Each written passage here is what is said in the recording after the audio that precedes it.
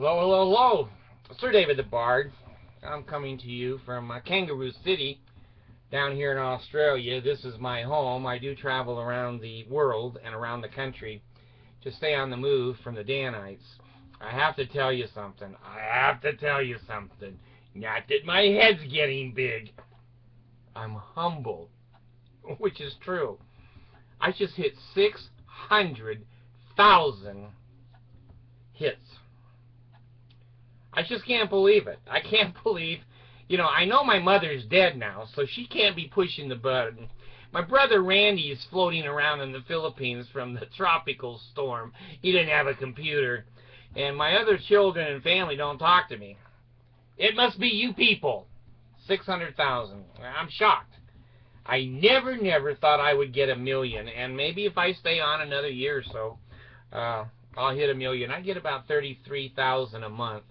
So I don't know what that would be up to 1 million. Anyway, I'm down here in Kangaroo City. We've had some really snuff.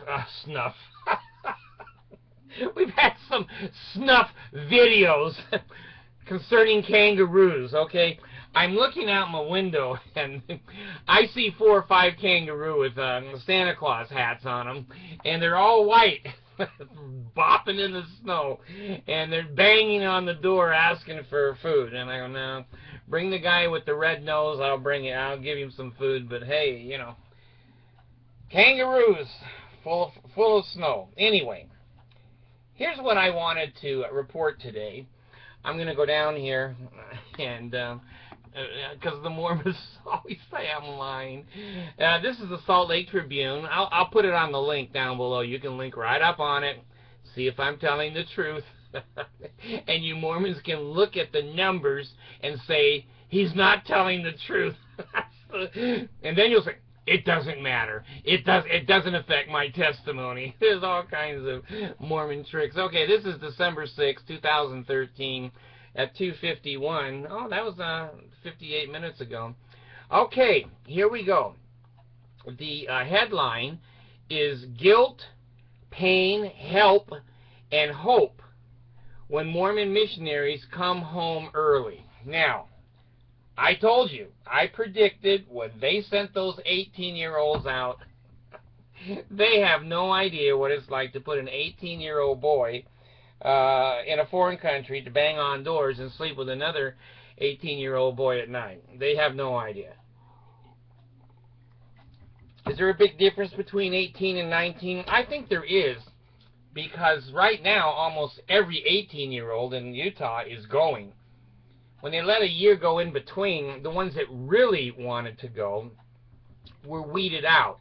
So they were more mature and more likely to stay. Well, let me give you some numbers here. There's a pie chart here. A survey, now this is a small number. I've learned, again, at BYU, I was pretty good in statistics. This is a small N.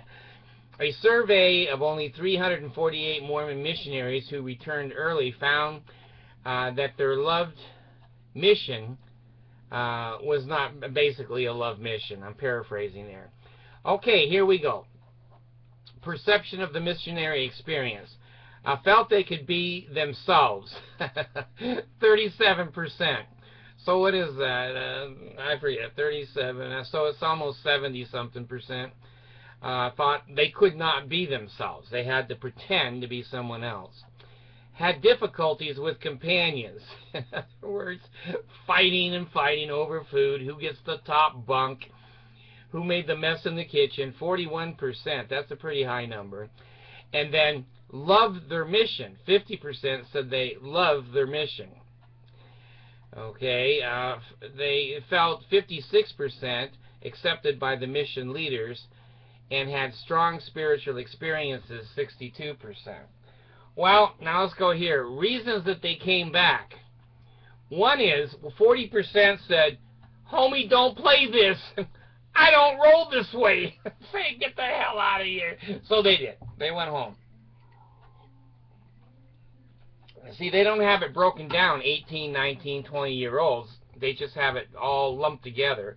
But I'm going to tell you, that's probably 70% of 18-year-olds. They said, I'm out of here. I don't want to do this. And then 36% said, this is driving me crazy. I have mental problems. I gotta go home. Get me out of here. So what is that? 9, 15, 75% were personal choices and mental health. 34% had physical issues. In other words, they didn't have their own cars. They didn't have their own motorcycles. They couldn't enjoy life. I'm out of here. I'm physically disabled. Walking in the jungle. 110 degree heat. 110 degree humidity. And every fungus and disease in the world is on my body. So physical health, they're out of there. And then 12% were screwing people. Now, I don't know if that's their companions. Could be. Or it could be the converts. I have a son-in-law that was screwing the converts. Love him, love him. And then the other one is disobedience to mission rules, 11%. So if you combine the unresolved transgression and disobedience to the rule, you've got 23%. And I guess disobedient to the rules, my brother, Randy, he went on a mission, believe it or not, and it was the Midwest of the United States. And they used to take their missionary car to the drive-in with girls in the back seat. I don't know. Maybe that falls under disobedience to rules. But anyway, they say they encounter guilt and pain when the best 2 years become something far less, but there is help. And I'm going to paraphrase down here because you guys, my audience, reads at a 12th grade level or more. They say that when they come home, they're treated like shit. Now, I'm just paraphrasing here. I'm just paraphrasing. Many people in the ward shun them, will not give them eye contact, and the girls, I'm putting this one in myself, the girls don't want to marry those kind of missionaries, so, you know, his prospect for good-looking girls in marriage has greatly diminished, and that the Mormons presume any such young person coming home committed some serious sin, broke mission rules, and just couldn't cut it, and was some way unworthy to wear the badge. Wear the badge. These Mormons think they've got power. It's the police. We're wearing the badge.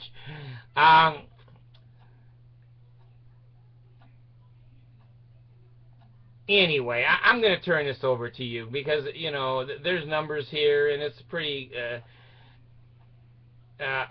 they created a team of doctors and psychologists to follow early returning missionaries' progress at home and to advise parents and family and ward members on how to treat their loved one. Anyway, they're finding out if you're a returned missionary and you come home early, they treat you like an apostate. So they can go ahead and read my lips and read my videos and know what it's really like to be shunned by the Mormon church. So anyway, I prophesied. My 6 little naked angel girls showed up and said, David, we have a prophecy for you. I put it on my videos. I told you sending those 18-year-old kids into the mission field is a nightmare. And Jesus made a huge mistake telling Monson to do that. They're out there screwing around. They're not obeying the rules. And they graduated from high school and wanted to spend a little time just growing up, but they couldn't.